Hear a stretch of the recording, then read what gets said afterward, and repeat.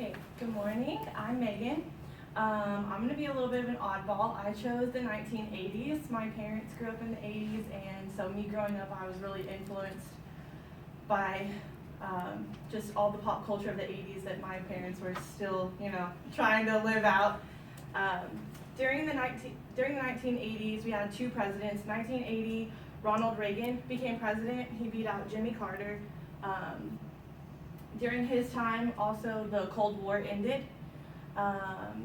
In 1988, George H.W. Bush took over presidency, and he also got us out of the Iran-Iraq war. During the 80s, there was a lot of success for women. Sandra Day O'Connor was the first female Supreme Court justice. She was appointed by Reagan. And also Sally Ride was the first female in space. So those are two major events for women during that time.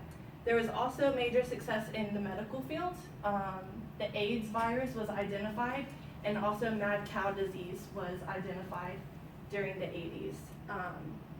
But great success can't come without great tragedy. So the 1980s also had great tragic events such as Chernobyl. Chernobyl was the nuclear plant that exploded and sent radiation everywhere. There was also the Space Shuttle Challenger, excuse me, that disintegrated in midair when it was launched. It was also a time of technological success. Technology just picked up more than it had ever picked up in the past. So some major things technologically that came out was Microsoft Word, which I thought was pretty cool because I use Word a lot. The first CD players started being sold in Japan during the 1980s.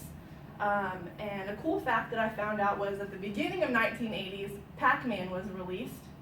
And by the late 80s, the Game Boy was released. And I just thought that was interesting of how far it came in just one decade of Pac-Man being released to now having a portable Game Boy that you can hold in your hands.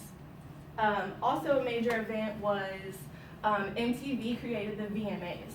And that kind of propels into the pop culture and fashion industry of the 80s. MTV became huge during the 80s, and people started wanting to mimic the music icons and the blockbuster icons that they were seeing on TV. The 80s was a time of just bigger, bolder, better. That's what I kind of like to say with it. Everything was fair game in the fashion industry. Everything that all the fashion rules previously were just kind of thrown out the window.